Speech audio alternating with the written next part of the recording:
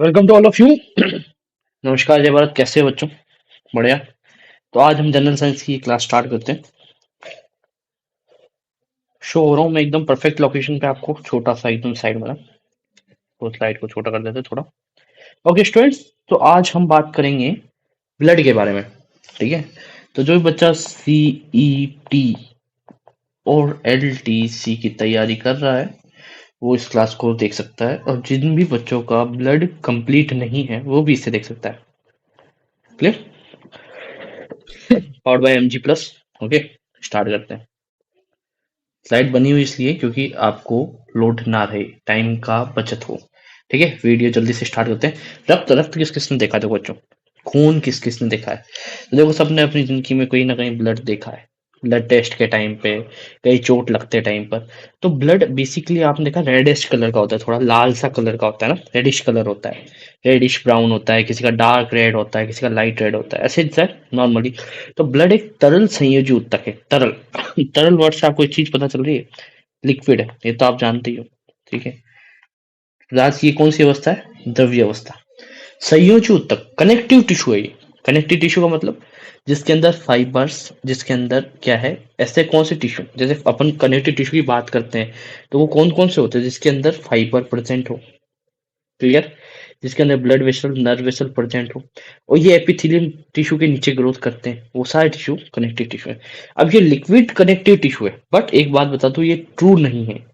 ये ट्रू नहीं है। अगर आप हायर स्टडीज में जाते हो, 11th 12th की बुक्स पढ़ते हो, एनसीईआरटी में, वहां लिखा हुआ है blood is not connect to connective tissue, because इसमें मैट्रिक्स प्रेजेंट नहीं होती, इसकी सेल डिवाइड नहीं करती, इस कारण से। बट अभी आप सीईटी और एलडीसी की परीक्षा दे रहे हो, ये 10th लेवल के अंदर आती है, तो इसके अंतर्गत हमें एक तरल संयोजी उत्तक ही बोलना पड़ेगा इसे। ठीक है। हाई स्टडी के लिए अलग चीज है। फिर हम बात करते हैं, ब्लड एक क्षारीय विलयन होता है, मतलब एक तो अम्ल होता है, एक क्षार होता है, ये तो आपने सुना है। क्षार क्या होता है? क्षार हमेशा स्वाद में कड़वे होते हैं, तो आप कभी ब्लड को है ना, किसी ने कोई समझदारी में कट जाता है हाथ, पता है आपको, चक्कू वगैरह से, तो आप उसको मुंह में ले लेते हो। जब मुंह में लेते हो और आप उसका ब्लड टेस्ट खुद को मुंह से टेस्ट करते हो ना उसका, तो आपको हल्का हल्का कड़वापन आता है। मतलब कड़वा तो नहीं कह सकते, क्षार को हम जैसे तोरापन आता है। तोरा समझते हो ना? अलग टेस्ट आता है थोड़ा सा, ना कड़वा ना। मतलब जैसे आपने करेला खाया है, करेला कड़वा नहीं होता। आपको अभी तक पता नहीं स्वाद का टेस्ट ही, कोई चीज का टेस्ट आपको अभी तक पता नहीं चल रहा है। तो ये क्या है, कड़वा नहीं होता। जब इसको तोरा कह सकते हो मातृभाषा, मेरी मातृभाषा में। बाकी एक अलग सा टेस्ट होता है, इससे क्षारीय कड़वा। ठीक है। विलियन होता है, इसका पीएच 7.4 होता है, यानी कि एक पीएच स्केल होती है, पता है? पीएच मापने की पीएच स्केल आती है, इसके बीच में सेंटर में 7 होता है। और 7 क्या होता है? उदासीन। और ऊपर होते हैं अम्ल, और नीचे होते हैं क्षार। उप- एक मिनट। ठीक है, कहीं भी ये वो सेंटर में होता है उदासीन। उदासीन का मतलब क्या हुआ? 7 पे। ऊपर क्या होते हैं? अम्ल, और नीचे क्या होते हैं? क्षार। कितनी गिनती लिखी होती है? 1 से लेके 14 तक। तो 1 से लेके 7 तक, मतलब फर्स्ट सेकंड थर्ड, ये सबसे तीव्र अम्ल होते हैं। ठीक है। फिर धीरे धीरे न्यूट्रल होता जाता है, 7 पे एकदम न्यूट्रल हो जाता है। फिर 7 के 8 9 10 11 12 13 14, 14 पर जाके 14 13 12 ये एकदम तीव्र क्षार होते हैं। इसके बाद जैसे जैसे ऊपर जाएगा कांटा, 7 के पास 13 के बाद 12 11 10 9 8 7, ये धीरे धीरे उदासीन होता जाएगा। समझ में आई? ऊपर से नीचे, नीचे से ऊपर जाते टाइम क्या है, शारीरिक तीव्रता अधिक होती है। और जैसे जैसे नीचे आएंगे वैसे वैसे क्या होगा, ऊपर वाले अम्ल उसकी तीव्रता कम होती जाएगी। क्लियर? उदासीन क्या होता है? उदासीन एक चीज होती है, विलियन होता है, इसमें ना तो अम्ल होता है ना सार होता है, यानी कि अशुद्ध जल। अशुद्ध जल। कहाँ देखा है अशुद्ध जल? इंजेक्शन में यूज करते, देखो केमिस्ट लोग देते हैं आपके पाउच के टाइप में पाउच आता है प्लास्टिक बोतल्स में, उसके अंदर एक लिक्विड होता है वाटर जैसा, वो है अशुद्ध जल, जो इंजेक्शन वगैरह को अंदर यूज किया जाता है। ठीक है। कहीं जैसे पेन, चोट वगैरह लगी तो वहाँ क्लीनिंग करने के लिए डेटोल के साथ इसको यूज करते हैं। अलग अलग जगह अलग अलग चीजें जगह यूज करते हैं। क्लियर? मानव शरीर में रक्त की मात्रा शरीर के कुल भार की 7%। जैसे कि मान लो किसी व्यक्ति है, उसका भार 80% है, तो उसका 7%, तो उसका 7% कैसे निकालेंगे? आप मुझे सॉल्व करके बताओ फटाफट। देखो 80 × 7 बटा 100, यही होता है। 0 0 गया, करीबन करीबन कितना? कैलकुलेशन कर देना, 8 × 100 बटा 10। क्लियर? सॉरी। तो इसका 7% होगा। वैसे ही मानव के अंदर अगर मान लो कोई डिजीज के कारण किसी का वेट बहुत ज्यादा हो जाता है, यानी 100 kg हो जाता है, तो उसमें ब्लड का सर्कुलेशन 7% से नहीं निकलेगा। फिर ऐसा माना जाता है कि औसतन कितना होता है, तो औसतन 5 से 6 लीटर होता है। क्लियर? कितना होता है? 5 से 6 लीटर। क्या क्या बात डिस्कस करी? ब्लड एक true sorry liquid connective tissue है। इसके बाद ये क्षारीय प्रवृत्ति का होता है, इसका क्षारीय पॉइंट कितना होता है? 7.4 होता है। ठीक है। इसके बाद क्या बात की हम लोगों ने? इसके बाद हमने बात करी है शरीर का कुल मात्रा का 7% होता है वजन का, और टोटल कितना होता है ऐसे औसतन देखा जाए तो 5 से 6 लीटर। क्लियर? अब ब्लड की बात करते हैं, देखो देखो। अब ब्लड की मैं बात करूं, तो ब्लड को मैंने दो भागों में बांट दिया, एक होता है ठोस और एक होता है द्रव। एक तो होता है ठोस, एक होता है द्रव। ठोस में मैं बात करूं तो रक्त कणिकाएं पाई जाती। क्या पाई जाती है बच्चों? रक्त कणिकाएं। ये कितनी होती है? 45%। ठोस जो होता है वो 45% गेन करता है। कितना परसेंट? 45%। और जो द्रव्य होता है वो कितना होता है? 55%। तो ज्यादा वेटेज कौन गेन करता है? लिक्विड। इसलिए हमारा जो है कैसा है? ब्लड लिक्विड है। क्लियर? ठोस के अंदर रक्त कणिकाएं पाई जाती है, आरबीसी, डब्ल्यूबीसी, प्लेटलेट्स। तो आरबीसी, अकेली आरबीसी 44%, 45 का भी 44% तो आरबीसी ले जाती है बेटा। मतलब सबसे ज्यादा क्या है? आरबीसी है। ब्लड के अंदर क्या पाई जाती है? सबसे ज्यादा आरबीसी पाई जाती है। इसके बाद डब्ल्यूबीसी और प्लेटलेट्स। डब्ल्यूबीसी और प्लेटलेट्स क्या है? 1%। अब मुझे बच्चों फटाफट कमेंट बताओ कि आरबीसी की फुल फॉर्म क्या है? आरबीसी फुल फॉर्म बताना, लास्ट में बताऊंगा। ठीक है। प्लाज्मा। प्लाज्मा की बात करूं तो 55% रहता है। द्रव्य भाग में क्या होता है? प्लाज्मा। प्लाज्मा होता है 55%। कितना होता है बच्चों? 55%। इस 55% का 92%, इस 55 का भी 92% अगर मैं निकालूंगा ना, वो 92% क्या होगा? वाटर। ओनली सिर्फ पानी ही गेन करता है इतना। तो उसके बाद बचा कितना? 92 के बाद 8%। 8% कार्बनिक अकार्बनिक पदार्थ होते हैं। कार्बनिक अकार्बनिक पदार्थ क्या है बताता हूँ। जैसे प्रोटीन हो गया, लवण हो गया, ग्लूकोज हो गया, एक्सेट्रा, आयंस हो गए। ये सब क्या है? हमारे कार्बनिक अकार्बनिक पदार्थ, जो हमारी 8% वेटेज लेते हैं। किसमें से? प्लाज्मा में से। मतलब प्लाज्मा 55 का 92 कौन ले गया? हमारा जल। इसलिए पता है आपका एकदम ब्लड लिक्विड होता है, एकदम लिक्विड होता है, पानी जैसा होता है। ठीक है? कहते हैं पानी जैसा खून है हमारा, तो वो पानी जैसा खून इसलिए बोलते हैं। फिर बचा हमारा कार्बनिक अकार्बनिक, 8% होता है। उस 8% के अंदर किसका 8% है? 92 तो हो गया उसका, पीछे कितना परसेंट था? 8%। वो 8% ये है। ठीक है? तो ये 8% है ना, तो इसमें से 7% तो प्रोटीन ले गया, और बचा 0.9% लवण, ग्लूकोज एंड आयंस वगैरह लेके चले गए। क्लियर? विटामिन, मिनरल्स, ये सब इसमें आ गए। 7% प्रोटीन ले गया, 0.9% ग्लूकोज, अम्ल, प्रोटीन, आयंस ले गए।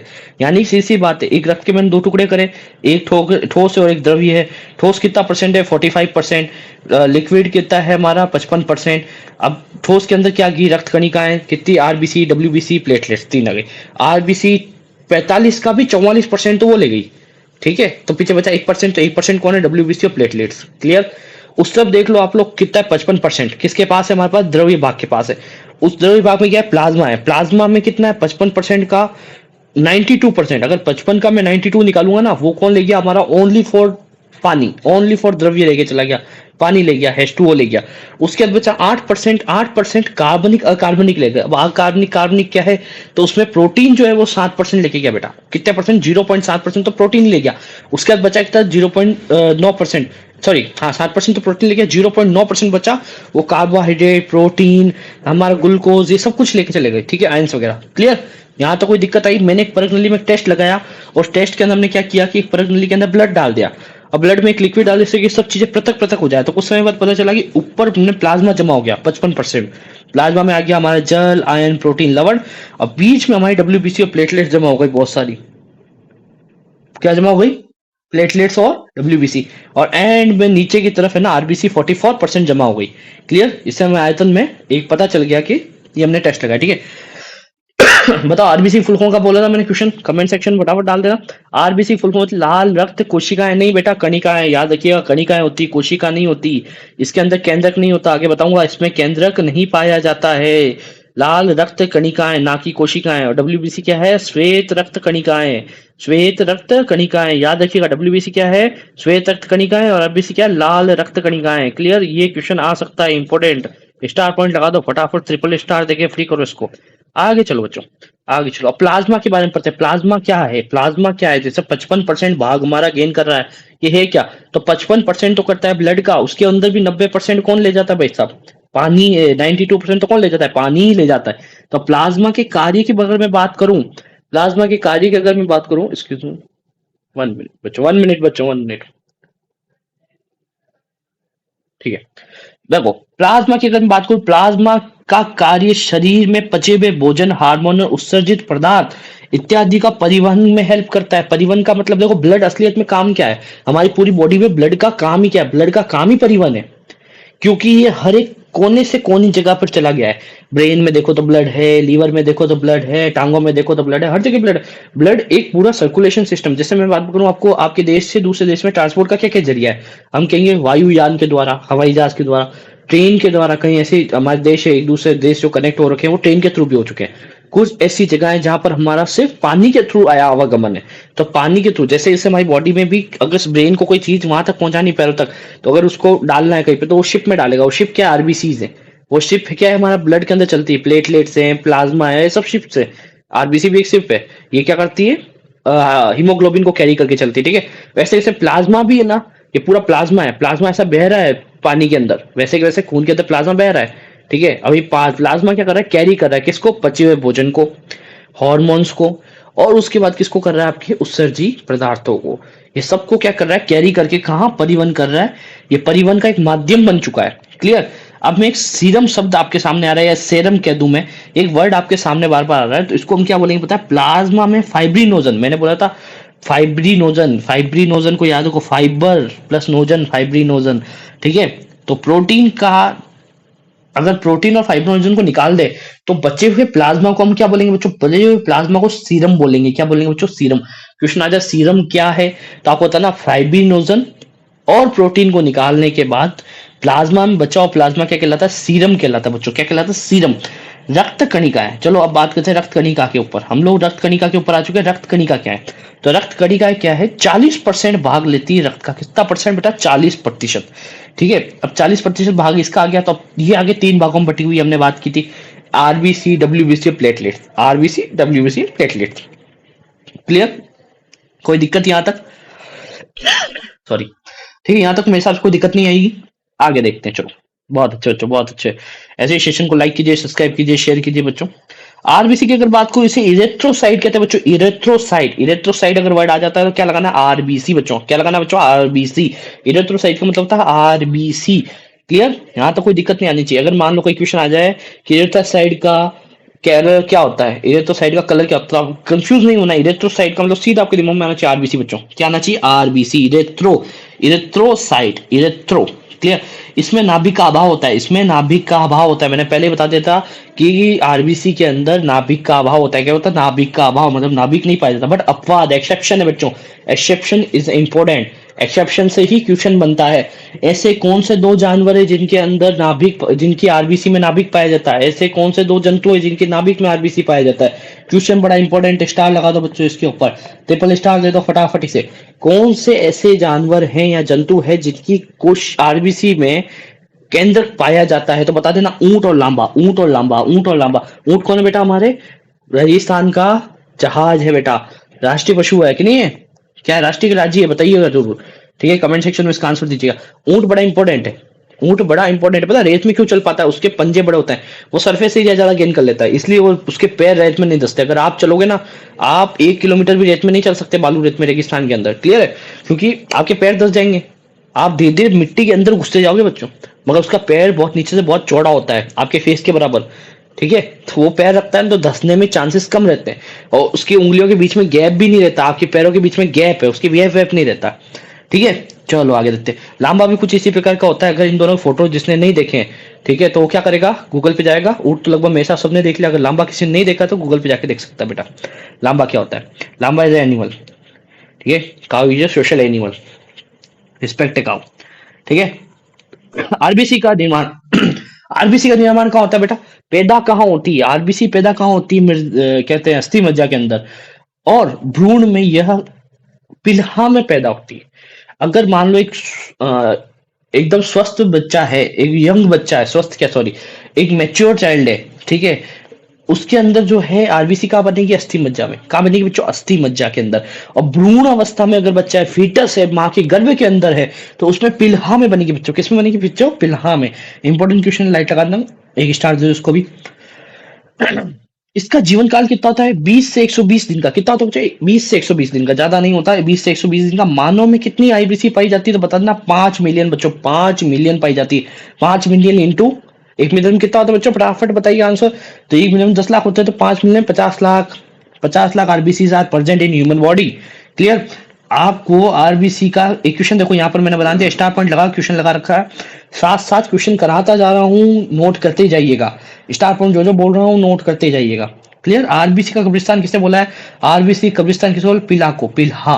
देखो बच्चों, मिर्जापुर किसने देखी बच्चों? फटाफट बताइएगा। मिर्जापुर वेब सीरीज जो चल रही है नेटफ्लिक्स की, प्राइम के ऊपर, सॉरी नेटफ्लिक्स पे नहीं, प्राइम पे है। किसने इसने देख ली अब तक? मेरे को पता है सारे बच्चों ने देखी बेटा, सारे बच्चों ने देखी है। मेरे सारे स्टूडेंट समझदार है, ये भी चीजें छोड़ते ही नहीं। क्लास छोड़ देंगे, वेब सीरीज नहीं छोड़ेंगे। आपने सुना था क्या बोलते? जहां पैदा हुए वहीं मर दिए जाओगे।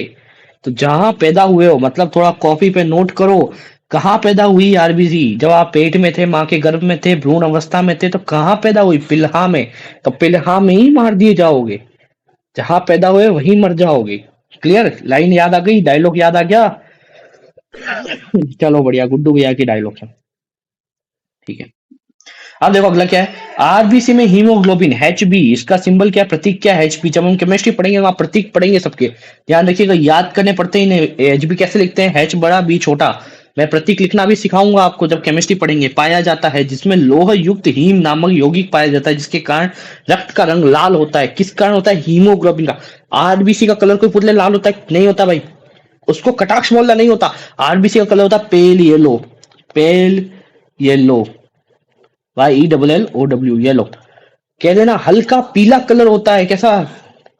पेल येलो का मतलब हल्का पीला कलर। लाल कलर नहीं होता बच्चों। लाल कलर किस कारण होता है? हीमोग्लोबिन का। एक ऑक्सीजन 4 हीमोग्लोबिन के अणु को कैरी करती है। कितने हीमोग्लोबिन के अणु बेटा? 4 हीमोग्लोबिन के अणु।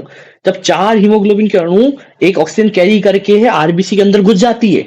ये आरबीसी है, अंदर से खाली है पूरी। पहले न्यूक्लियस था, उसको निकाल दिया बाहर। हमने कहा नहीं भाई नहीं चाहिए, सिंपल आरबीसी। इसके अंदर अब क्या हुआ? एक ऑक्सीजन ने 4 एचबी के अणुओं को कैरी कर लिया। जैसे मैं डायग्राम बनाता हूँ, एक मिनट रुकिए। ये देखिए, ये 4 मैंने एचबी बना दिए। आपको देखना है, ध्यान से देखिए बच्चों, ध्यान से देखिए, स्लाइड को देखिए। बीच में O2 है। ऐसे बहुत सारी इस एक आरबीसी में होंगी, बट एक स्ट्रक्चर में एक ऑक्सीजन के साथ 4 क्या है हमारे? हीमोग्लोबिन के अणु।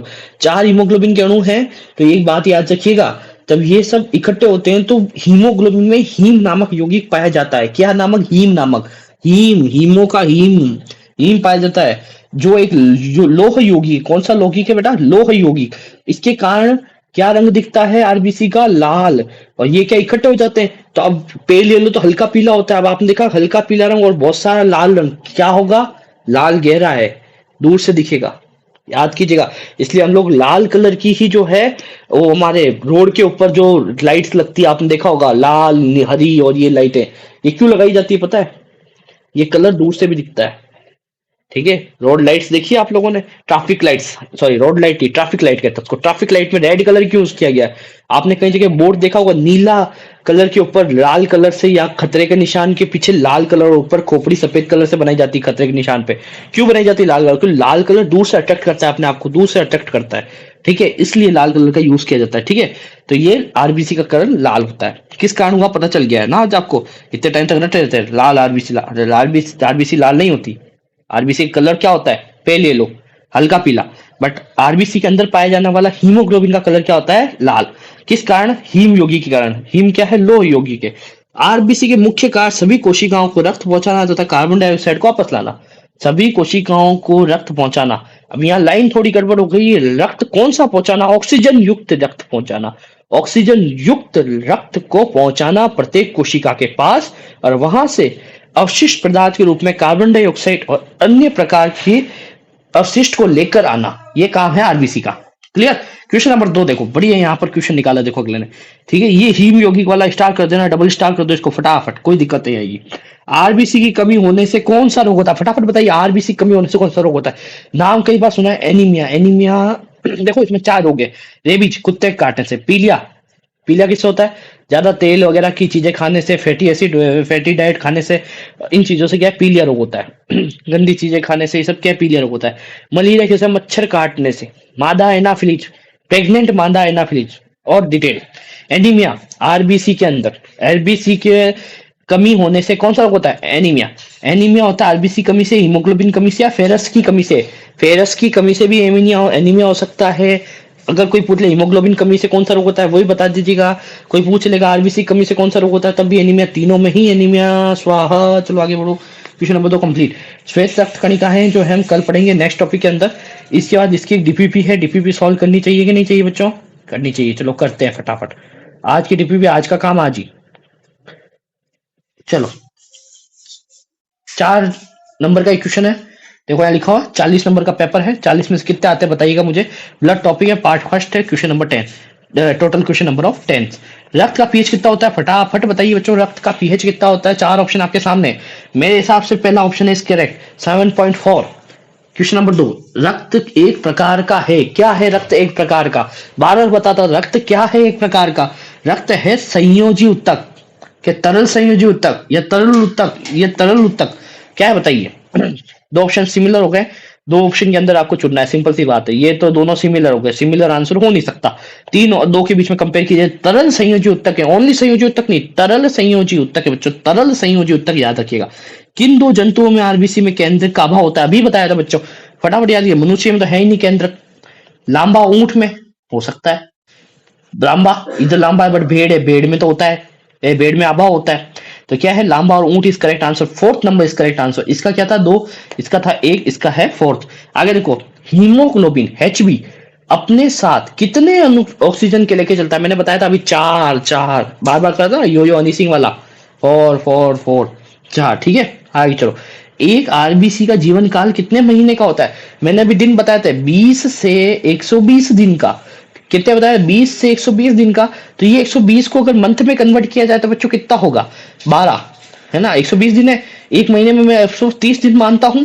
30, 1 3 3 2 3 6 3 3 9 4 3 12, 4 माह।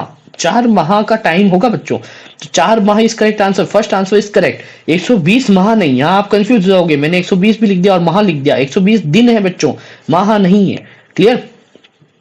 यहाँ 20 माह लिख दिया, ये कंफ्यूजन का जरिया है। आप कंफ्यूज हो, 4 माह इज करेक्ट आंसर। फिर देखो आरबीसी कहाँ जाकर मरती है? कहाँ जाकर मरती है का मतलब यकृत में जाकर, पिल्हा में जाकर, अस्थि मज्जा में जाकर, या कहीं। तो आपको बताया था पैदा कहाँ होगा वहीं मरेगा। मिर्जापुर का डायलॉग याद रखिएगा, जहां पैदा हुए वहीं मरोगे। ठीक है, वहीं गाड़ दी जाओगे। तो सीधी सी बात है, पिल्हा में, पिल्हा में ही पैदा हुआ था, भ्रूण अवस्था में, तो पिल्हा में ही होगा। ठीक है, मानव शरीर की आरबीसी की संख्या कितनी होती है? मानव शरीर में आरबीसी की संख्या कितनी बताई थी मैंने? 50,000 या 5 बिलियन या 40 लाख? 5 मिलियन बताया था। बताओ, याद करो बच्चों, 5 मिलियन, 50 लाख। याद रखिएगा। मानव शरीर में, मानव आरबीसी का लाल रंग किस कारण आता है? अभी बताया था, लाल रंग किस कारण आता है? लाल रंग किस कारण? आरबीसी का कलर कैसा होता है? हल्का पीला। हल्का पीला किसकी वजह से है? हाइड्रो, ये ऑक्सीजन के साथ आया है, ये ऑक्सीजन के साथ जोड़ दिया। ओनली एचबी के कारण होता है। याद रखिए, सिंपल एचबी के कारण होता है रक्त में आरबीसी। अब बताओ, आपको कि सर ऑक्सीजन को जो जोड़ा आपने, ऑक्सीजन के 4 अणु, एक अणु के साथ 4 हमारे हीमोग्लोबिन के अणु जुड़े हुए, इसलिए तो एचबी होना चाहिए या एचबीओ2 होना चाहिए। एचबी क्यों हुआ बेटा? जब न्यूक्लियस माता गर्भ में, देखो आरबीसी थी, तब न्यूक्लियस था उसके अंदर, बाहर निकलने के बाद नहीं है। अब नहीं है, पहले था। तो पहले भी तो रक्त का रंग लाल ही था, जब तो ऑक्सीजन के साथ बॉन्डिंग ही नहीं थी। ऑक्सीजन के बाद बॉन्डिंग तो पैदा होने के बाद आई है ना। तो हम लोग हमेशा से याद रखते हैं कि इसके ही कारण हो रहा है, ऑक्सीजन का इसमें कोई रोल नहीं है बेटा। रक्त में ऑक्सीजन हटा दो, चलो मैं एचपी से ऑक्सीजन हटा देता हूं, तब भी तो लाल रंग ही होगा ना। ऑक्सीजन का तो ना कोई रंग है ना। रक्त में आरबीसी कितने प्रतिशत होती है? फटाफट बताइएगा, कितने प्रतिशत होती है आरबीसी? 44, 45 मत कर देना, 45 टोटल रक्त कणिकाएं हैं, उसमें से आरबीसी 44 है और 1% डब्ल्यूबीसी एंड प्लेटलेट्स है। तो 44 is correct answer.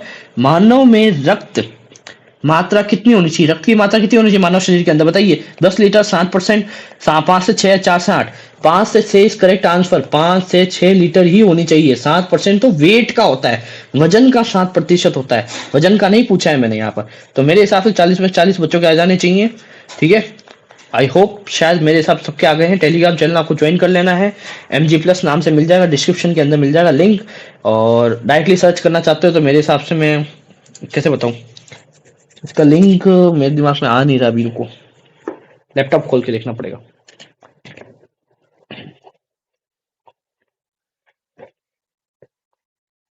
1 minute wait कीजिए बच्चों।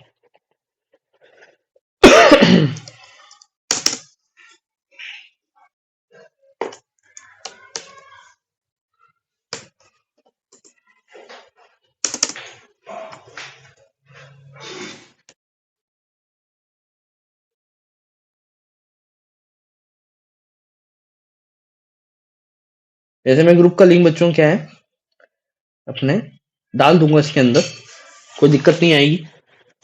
अच्छा ग्रुप का नाम देख लो, MG प्लस, ऐसे MG लिखा हुआ है,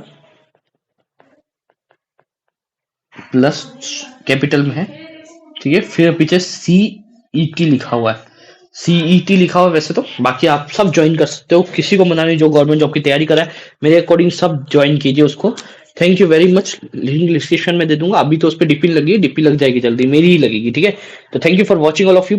कोई दिक्कत नहीं आएगी, जो भी डाउट सेशन में आता है बिंदास पूछिए, कोई दिक्कत नहीं है, ठीक है। अगर आपको मुझसे लाइव टू लाइव बात की, टेलीग्राम एक बार चैनल में जुड़िए, फिर हम लोग इस बारे में भी बात करेंगे कैसे स्ट्रेटेजी प्लान बनाना है पढ़ने के लिए, सब कुछ क्लियर करेंगे आपका, ठीक है। जब तक के लिए ध्यान से रिवीजन कीजिए, टीपीपी सॉल्व कीजिए, टीपीपी रिवाइज करते रहिए, चैप्टर रिवाइज करते रहिए, नोट्स की PDF फॉर्म भी वहीं मिलेगी।